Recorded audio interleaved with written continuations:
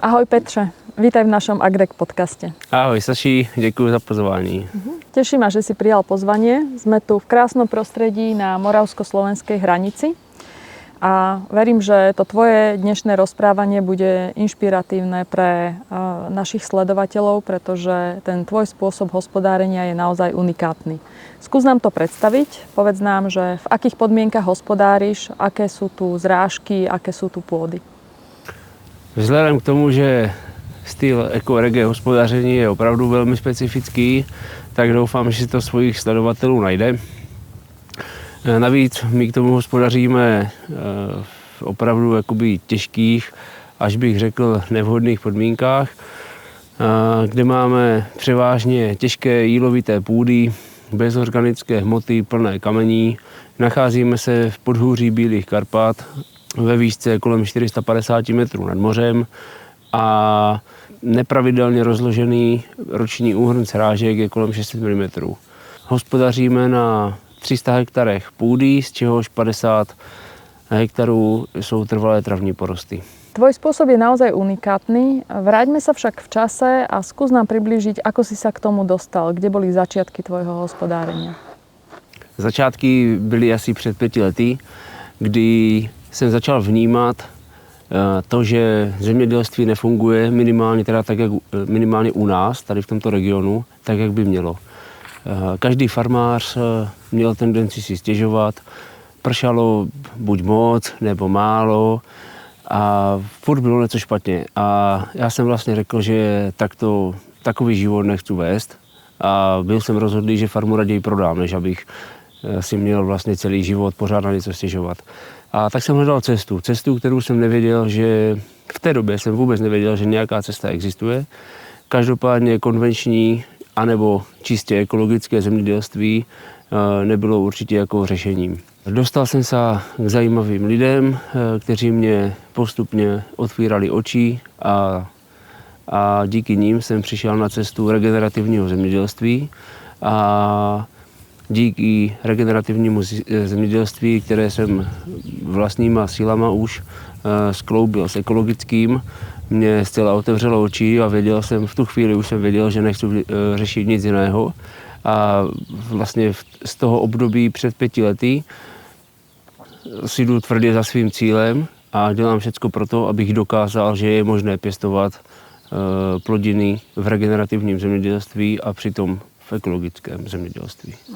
Tieto dva spôsoby hospodárenia akoby si navzájom protirečili. Mnohí sú toho názoru, že v regeneratívnom poľnohospodárstve nie je možné robiť ekologicky, že buď nie je vlastne spôsob, ako sa vysporiadať s burinami alebo plevelem. Že potrebujeme buď tú pôdu spracovávať, alebo ju teda niečím postriekať. Ty však hovoríš, že to ide, že je možné sklbiť aj regeneratívny prístup, aj ten ekologický. Čo sú nejaké hlavné zásady toho tvojho prístupu? Ako je možné, že u teba to ide, keď mnohí si myslia, že to nejde?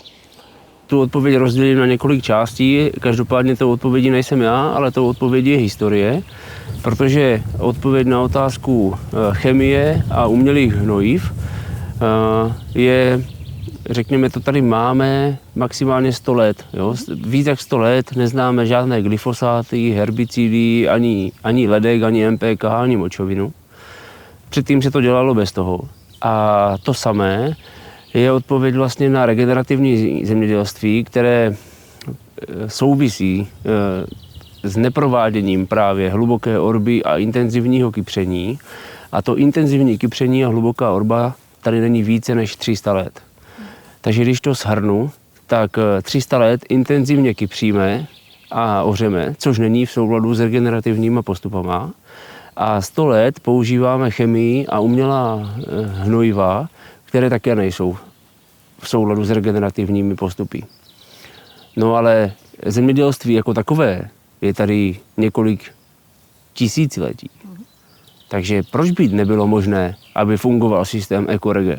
On vlastně fungoval několik tisíc let před tím, než jsme začali intenzivně kypřit a používat intenzivně umělé hnojiva a herbicidy.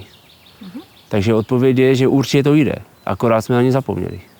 Keď sa vrátime k tým tvojim zásadám. Ako konkrétne to vyzerá u teba? Ako dokážeš sklbiť to nekyprenie a nestriekanie práve na tvojich parcelách, na tvojich pozemkoch?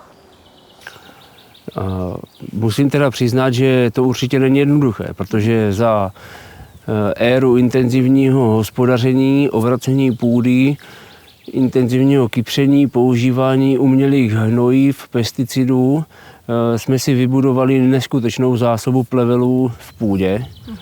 Vědci říkají, že tam je zásoba plevelů až na 50 let. A samozřejmě já za 4 roky nejsou schopný vyřešit, aby nám na poli nevyrostl jediný plevel. To otevřeně říkám, že prostě tak naše pole nevypadají. Ale je potřeba říct, že ani nevypadají, že jsou nějak extrémně zaplevelené. Každý rok sklízíme úrodu, která dosahuje průměrných výnosů v ekologickém zemědělství a je to plně funkční systém. Ale není to jednoduché. Dobre, tak poďme k tým zásadám. Jedna z tých kľúčových zásad je pestovanie medziplodín. Ako to funguje u teba? Meziplodiny jsou pro nás alfa omega. Na meziplodinách je postavený celý vlastně systém, protože naše farma hospodaří výhradně v rostlinné produkci, nemáme živočišnou výrobu a tím pádem nemáme možnost jednak doplňování chlévské mrvy nebo maštálného hnoja. A což je mnohem ale zásadnější, že nedokážeme pěstovat jetelotrávy nebo jetelotravní směsky, respektive jakékoliv leguminózy, plodiny, které nám fixují vzdušný dusík a zároveň jich sklízet do senáže. Je to obrovské zjednodušení celého procesu, protože díky těmto plodinám, což jsou samozřejmě vojtěžky, jetele, dokážeme krásně odplevelit a posekat tady tuto produkci do senáže, následně ji skrmit v živočišné výrobě a přesně o tady tuto část my jsme ochuzení, jelikož jedeme čistě v rostlinné produkci. Takže ako vyzerá ten váš osevní postup? Takže náš osevní postup čistě spoléháme na meziplodiny, proto říkám, že to je pro nás alfa omega, přistupujeme k tomu víc s větší úctou než k hlavní plodině, protože to, co tam nedostaneme, veškeré hnojení, veškerý dusík, veškeré zpracování vlastně půdy, které tam nedostaneme díky meziplodinám, tak tam nemáme jak jinak doplnit nebo nahradit. A další věc, kterou hodně využíváme na naší farmě, tak je pěstování pomocných plodin. Což znamená, že nepěstujeme nikdy čistě jednu plodinu, ale snažíme se vždycky, řekněme třeba, že k obilovině sejeme vždycky ještě nějakou pomocnou leguminózu. Právě proto, aby tam docházelo k nějaké symbióze a fixaci vzdušného dusíku, která navzájem dochází k výměně látek a tak dále. Poďme k tým plodinám. Ktoré teda hlavné plodiny pestuješ? No vzhledem k podmínkám, kde hospodaříme, jak už jsem říkal, že máme teda těžké jílovité půdy, tak ty nám nedovolují úplně experimentovat s osevním postupem. Takže držíme se hodně při zemi a pěstujeme primárně obiloviny, vždy teda s pomocnou plodinou leguminóz, případně opačně, že se snažíme vypěstovat nějakou leguminózu s pomocnou plodinou obiloviny. Těžké půdy bohužel nejsou jediným stěžejním faktorem v našem prostředí, ale primárně to je divoká zvěř, která nám bohužel sežere většinu toho, co vypěstujeme. Takže tady je největší limit toho, co jsme schopni si dovolit vůbec na to pole zasadit. Keď sa vrátim k medziplodinám, aké zmesy v podstate používaš a akým spôsobom ich zakladáš, pokiaľ v lete ohrozuje vzídenie tej medziplodiny sucho a nedostatok zrážok, prípadne ako ich potom ukončuješ? Meziplodiny z mého úhlu pohledu to vnímám jako super věc, ale každý začínající farmář, který se dozví o regenerativním zemědělství a má to štěstí, že je osvícený a chce přejít na tento styl hospodaření, tak vnímám, že každý to má tendenci řešit hrozně moc. A za mě těch věcí, co je v regenerativním zemědělství potřeba řešit, je tolik, že ačkoliv zase jakoukoliv plodinu nebo jakoukoliv meziplodinu, vždycky to bude lepší než to, co dělal do té doby. Takže je tam vždy snaha se zlepšovat a není potřeba hned v prvním roce udělat úplně tu nejlepší možnou směsku, která je nenahraditelná. Jo? Takže my k tomu stejným způsobem přistupujeme. Podle podmínek na poli, podle dostupnosti osiva, podle toho, co máme v nějakém, řekněme, merkantilu, nebo to, co dokážeme získat za levnější peníz, tak si každý rok vyrobíme individuální směsku a tu zasejeme na pole. Máme takové nějaké pravidlo, samozřejmě to je všeobecné, že přemýšláme to, co tam, jestli tam jde ozim nebo jařina, tak podle toho sejeme přezimující nebo vymrzající směs, to je první dělení. A druhé dělení, tím, že hospodaříme v ekorege, tak jednak potřebujeme nahradit zpracování půdy, takže musíme tam mít zastoupení vlastně plodin nebo druhů, které nám zpracují půdu místo orby. A tím pádem většinou to je zástupce nějaká odrůda řetkve olejné, případně řetkve čínské, které mají obrovský kořen. Následně tam potřebujeme doplnit dusík, takže využíváme jakoukoliv nebo podle dané situace nějakou odrůdu, plodinu, která umí fixovat dusík, takže peluška, výkev, bob, hrách a k tomu něco na zjemnění struktury v horní vrstvě, takže řekněme svazenka, pohanka. Jo, takže z těchto nějakých plodin si vybíráme, každý rok je to individuální směska, moc to neřešíme, vybíráme maximálně 5 plodin, někdy se stane, že zasejeme klidně i 3 a je to skvělé. Hlavně se toho nebát, začít prostě. Ako následne postupujete pri hlavnej plodine? Čo urobíte s medziplodinou? Sejete to no-tillom, strip-tillom? Aká je tá technológia následná pri sejbe hlavnej plodiny? Aktuálně ukončujeme všechno diamantovým podmítačem Kelly, který nám dokáže zabezpečit ultramělké podříznutí a ukončení meziplodiny, aniž by docházelo k intenzivnímu kypření. A tím, že myslím ultramělce, tak tím nemyslím podmítku na 10 cm, ale opravdu na 2-3 cm, kdy zabezpečíme plnohodnotné ukončení meziplodiny, mechanické bez použití chemie a následně s využitím secích strojů, v našem případě Horizon, sejeme no-tillem hlavní plodinu.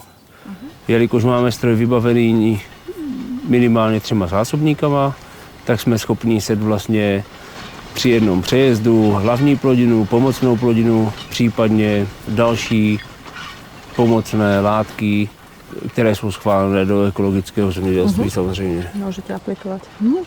Keď to sejete v takomto intercroppingu alebo používate pomocné plodiny, čo následne, ako skončí tá pomocná plodina?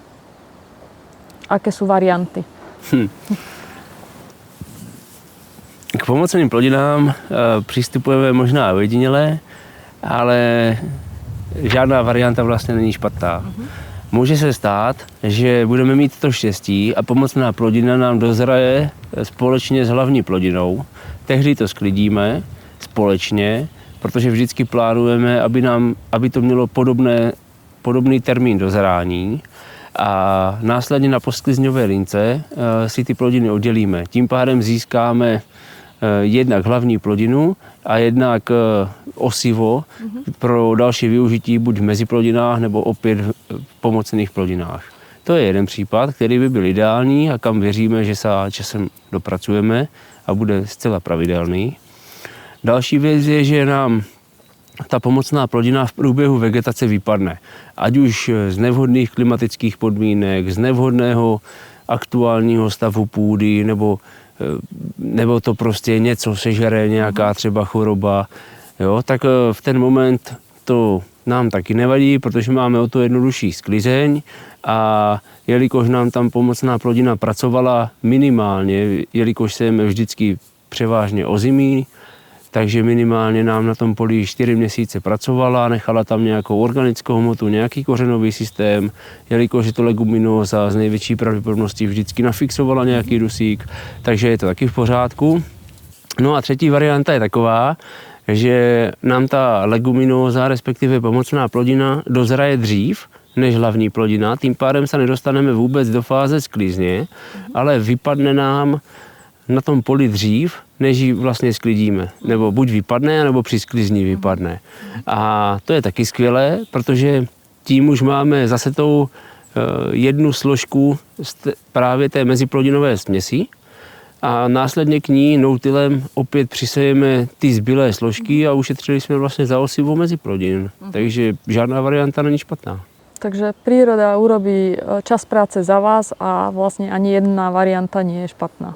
To je potřeba změnit úhel pohledu každopádně. Dokáže tento tvoj prístup zabezpečiť, že ti plevel neproroste přes hlavu? S akými druhmi burín sa tu stretávaš, alebo ktoré môžu byť problematické? Aktuálně na našich polích řešíme především heřmánek, pcháč a spíš tak na ústupu hodně pír. Nebudu vykládat, že je to jednoduché, to určitě není, protože vědci říkají, že zásoba plevele v půdě je minimálně na 50 let. Takže naší snahou je nekypřit, dělat fakt ultramělké kypření, jak už jsem říkal, 2, 3, 4 cm, ne 10. A tím pádem si vyčistíme tu horní vrstvu, kde je prognóza, že to zvládneme mnohem dřív jak za 50 let. A tím pádem to bude bezproblémové. Zmenila sa nejako skladba burín za tie 4 až 5 rokov, čo takto hospodáriš? Skladba burín sa v podstatě zatím nemění, na to asi hospodaříme příliš krátce. Nicméně ten tlak je lepší, malinko lepší. My kypříme prostě ultra milce, aby jsme nevytahovali další semínka z půdy a snažíme se vždycky o to, aby se nám ten plevel nevysemenil, aby se nerozmnožoval. A tím pádem, když my tam žádný plevel nedodáváme, nebo naší technologii tam žádný plevel, nebo semínka plevela nedodáváme do té půdy, tak věříme, že je to, věříme a vidíme to na těch polích hlavně, že ten tlak je menší. Ako sa počas tej doby zmenila štruktúra pôdy? Vnímaš nejaký rozdiel oproti tomu, keď si začínal? Hovorili sme, že tie pôdy sú ťažké, ale vidíš to trebárs na infiltrácii alebo zmene eróznych procesov. Zmenilo sa niečo k lepšiemu? Na našich polích, na kterých jsme vlastně dnes a denně, tak je to jak s dětma, že to, že rostou, není vidět a to stejné ta půda není vidět, že se mění. Ale v momentě, kdy se dostaneme na srovnávací zkoušku, že se podíváme na naše a na sousední pole, které je obhospodařované klasicky, konvenčně, tak ten rozdíl je markantní. Takže možná to je na tomto špatně, že tím, jak člověk se snaží to furt zlepšovat a dívá se na ty svoje děti, na to svoje půdu, tak ten posun nevidí, protože není vidět vlastně každým dnem, ale v momentě, kdy to srovná se sousedem, tak si uvědomí, že to dělá opravdu správně. Spomenul si, že nemáš možnosť prihnojovať maštálnym hnojom alebo teda nejakou živočíšnou produkciou. Akým iným spôsobom, okrem teda medziplodín a intercroppingu, sa snažíš doplniť nejaké zásoby živín? No, tak teď v podstatě vyčerpala všechny moje možnosti, ať už mezi plodiny, leguminózy nebo pomocné plodiny, takže začínám být zbytečný tady. OK, takže nie je tam nič ďalšie, v podstate nejaké stimulanty alebo niečo podobné nepoužívaš? Využíváme aplikaci dronem jako listovou výživu A samozřejmě jsou to přípravky schválené do ekologického zemědělství, ale určitě se nejedná o doplňování čistého dusíku.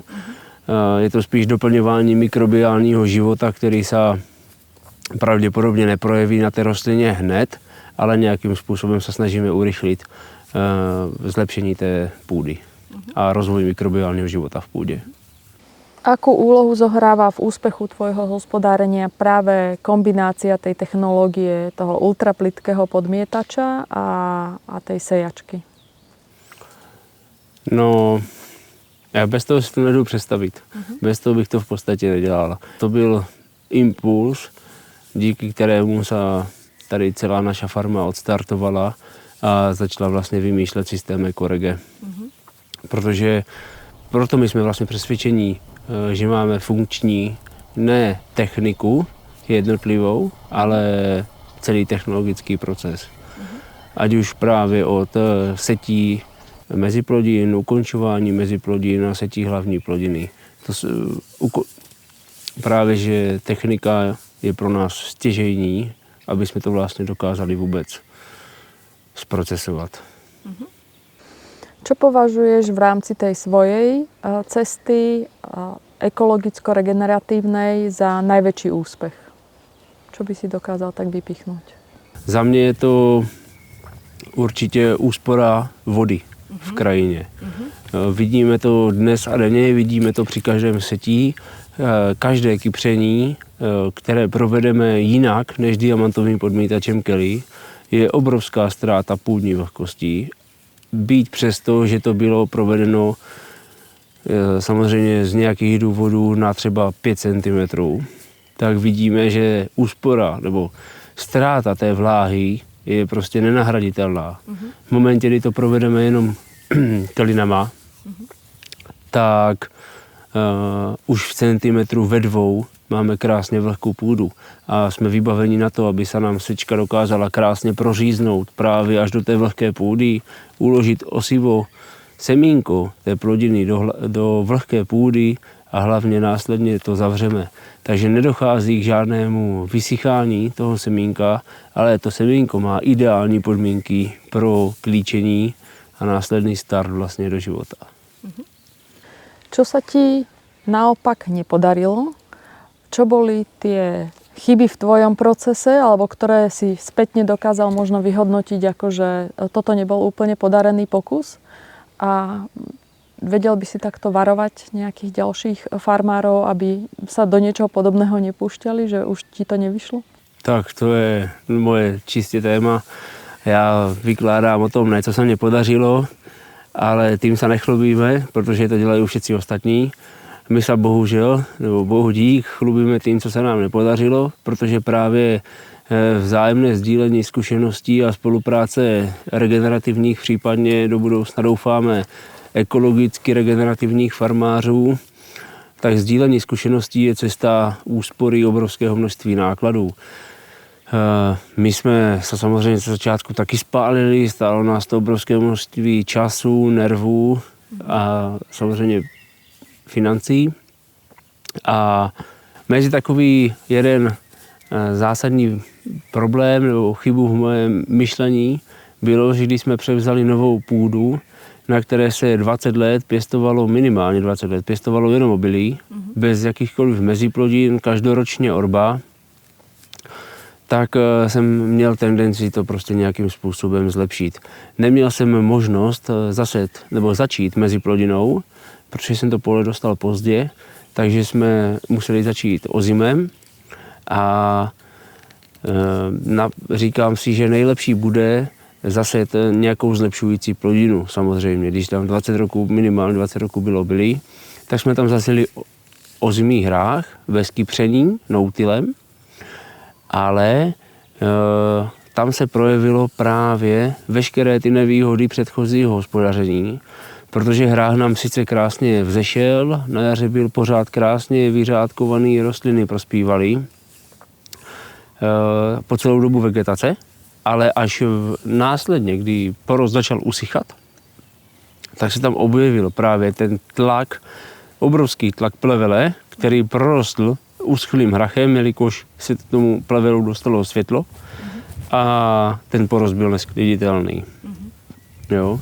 Takže na jednu stranu to byla jako obrovská prohra na obrovské výměře, že ne vždy ta cesta nebo ta snaha je udělat zlepšující plodinu na místě, ale je potřeba k tomu přistupovat opravdu s rozvahou a možná o rok, o dva zpomalit ten proces ozdravování, protože toto jako byl ekonomický nesmysl. Ačkoliv teda pro tu půdu to byla výhra, protože tím, že jsme tam zariskovali vyloženě doslova metrový porost hrachu, tak jsme do té půdy doplnili takové množství organické hmoty, které nám tam mezi plodiny nedoplňuje ani za 5 let.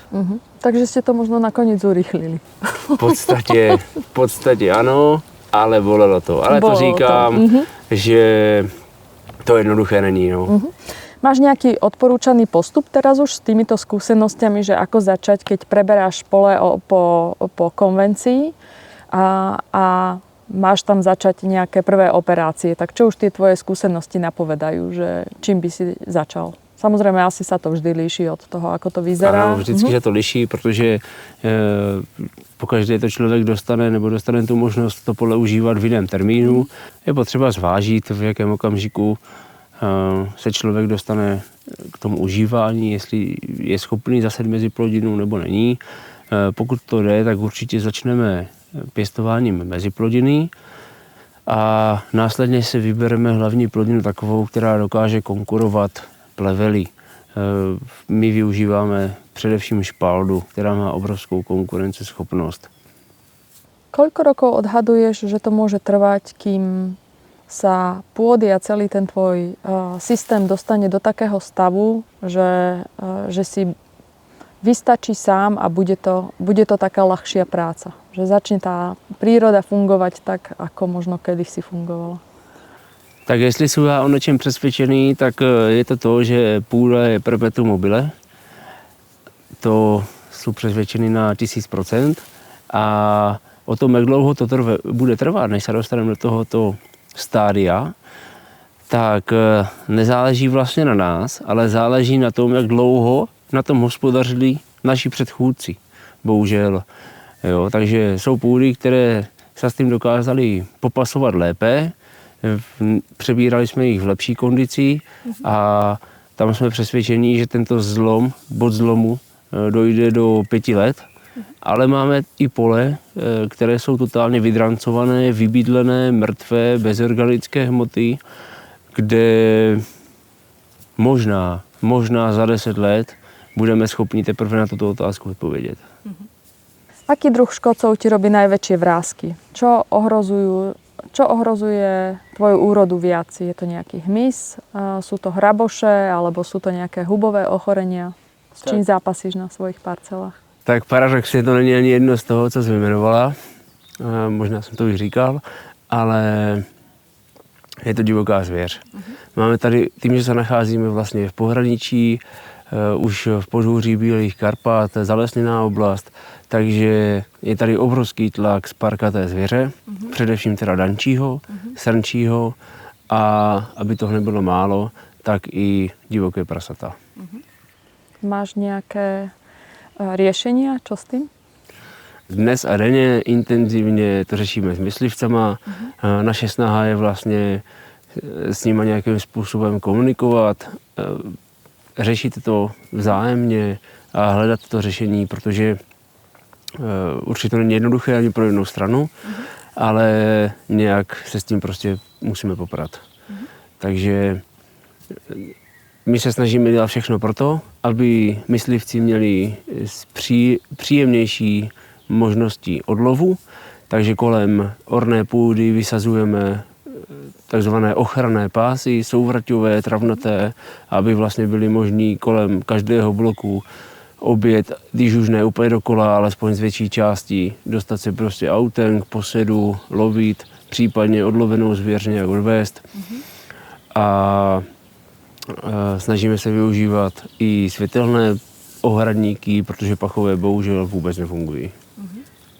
Ty ty sa venuješ rovnako farmárčeniu, ako aj poradenstvu a predaju priamo technológií v ekologickom a regeneratívnom režime. Tak čo si viac, farmár alebo predajca?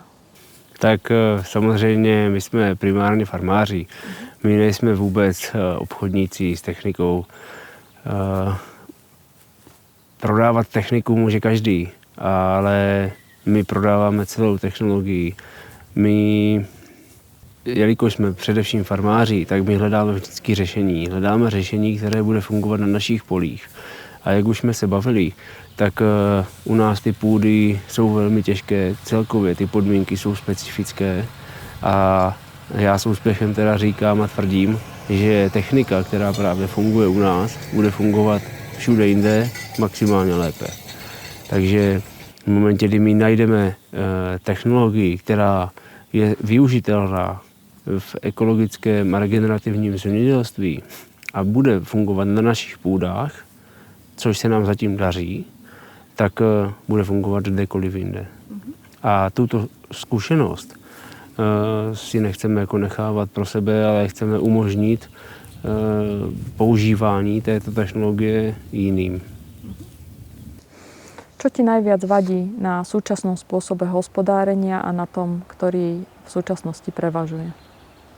Nejvíc mě vadí závislost na chemii, umělých hnojivách, které mimo jiné mají samozřejmě vážný dopad na zdraví lidí a myslím si, že stále si to uvědomuje velmi, velmi málo lidí, ale začínají se objevovat takové pořady, které by mohly lidem otevřít oči, že opravdu záleží na tom, co jíme a toto je potřeba změnit. Takže když chceme jíst kvalitní potraviny, tak jich prostě musíme pěstovat v kvalitní půdě. A lidstvo se naučilo sice pěstovat plodiny, ale zapomnělo na půdu a půdu bere už vyloženě jen jako držák na rostliny, protože veškeré živiny a všechno, co potřebuje, to musí pést z vrchu. A na půdu úplně zapomnělo. A to je špatně. Je potřeba se vrátit k těm kořenům a je potřeba to začít řešit právě od té půdy. Čo ťa motivuje šíriť túto vašu technológiu aj ďalej a zdieľať ju s ďalšími farmármi? Tak samozřejmě tím, že ekorege je tak ojedinělý, že by bylo fajn si to nechat pro sebe a být tak trochu sobec, ale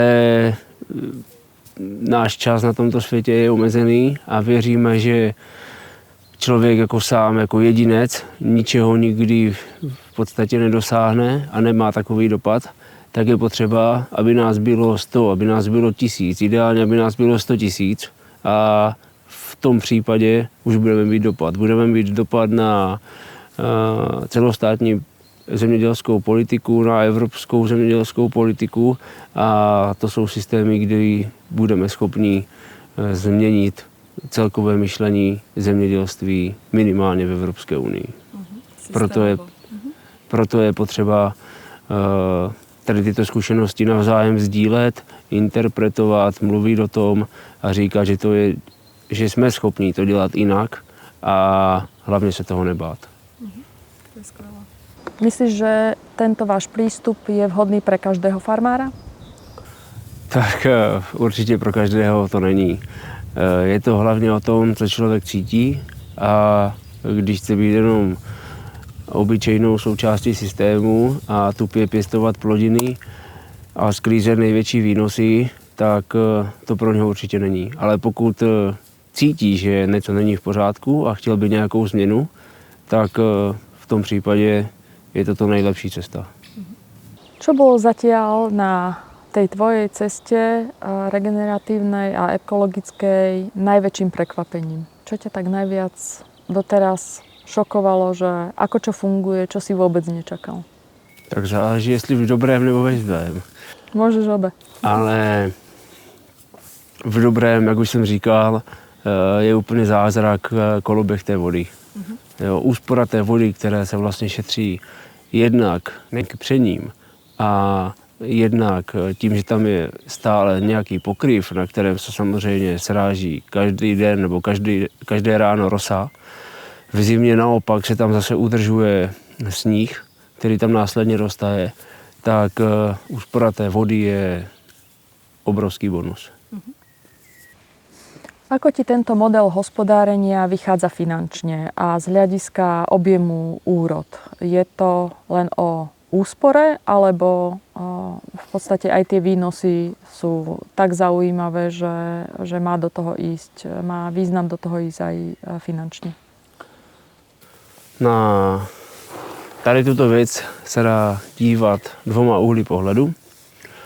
Jednak určitě ty naše výnosy v systému Ekoregen nejsou srovnatelné s konvenčním zemědělstvím. Na druhou stranu ani naše výkupní ceny bohužel zatím čistě ekologické produkce nejsou srovnatelné s konvenčním zemědělstvím.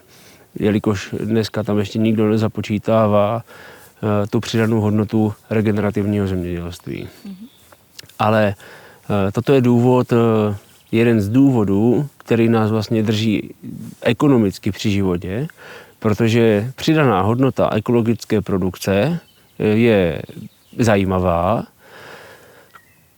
a k tomu samozřejmě paralelně s tím jdou snížené náklady díky regenerativnímu zemědělství. Jo? Takže prodejní cena díky ekologickému zemědělství je vyšší a díky regenerativnímu zemědělství jsou náklady nižší. Takže vzájemná symbióza je ekonomicky hodně zajímavá. Takže keď sa na to pozrieme z pohľadu ekologického farmára, tie úspory v regeneratívnom režime môžu byť pre neho ďalším bonusom do hospodárenia. Určitě, tak ale jedna věc je samozřejmě nafta a čas strávený na poli, ale jelikož v ekologickém zemědělství je hlavní alfa omega furt hluboké kypření, respektive orba, tak úspora času a nafty tím, že tuto operaci vynechá, respektive nahradí nějakou jinou, mnohem méně časově náročnější a také ekonomicky náročnější, tak to dává obrovský smysl a potenciál k vyšším tržbám. Ako sa na toto tvoje hospodárenie pozerajú susedia? Je to pre nich inšpirácia, alebo skôr sa cítia, že ich to odrádza, to, aké postupy používaš? No, záleží, ale především ti, co dokáží chápat souvislosti, tak se na to dívají dobře, berou nás jako inspiraci. A jedni ze sousedů už také využívají diamantový podmítač Kelly, protože viděli, že to má opravdu potenciál. A další největší sousedí, co se týče rozlohy obhospodařované půdy, nás intenzivně sledují a čerpají od nás nějakým způsobem rady a plánují další rozvoj. Čo je tvojím motorom, ktorý ťa poháňa na tejto ceste stále ďalej a ďalej? No, asi dokázat to, že to jde opravdu dělat v ekoregen stylu. Dokázat to, že jsme schopni produkovat potraviny, které nebudou plné chemie a s prominutím sraček, můžu to říct. Asi můžeš. Jo, prostě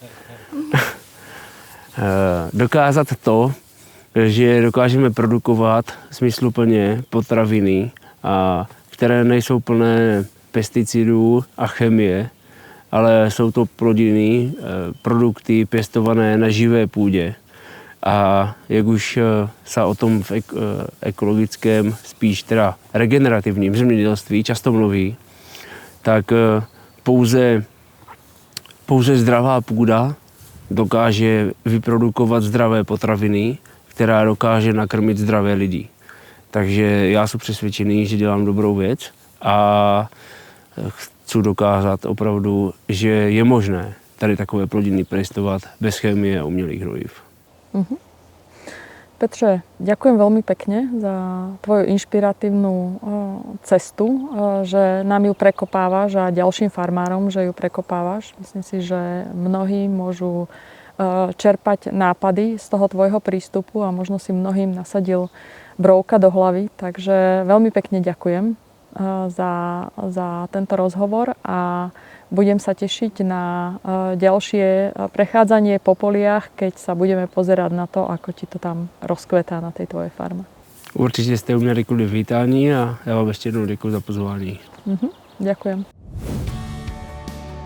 Tento podcast pre vás pripravil Agrek Institute v spolupráci s Regefarm.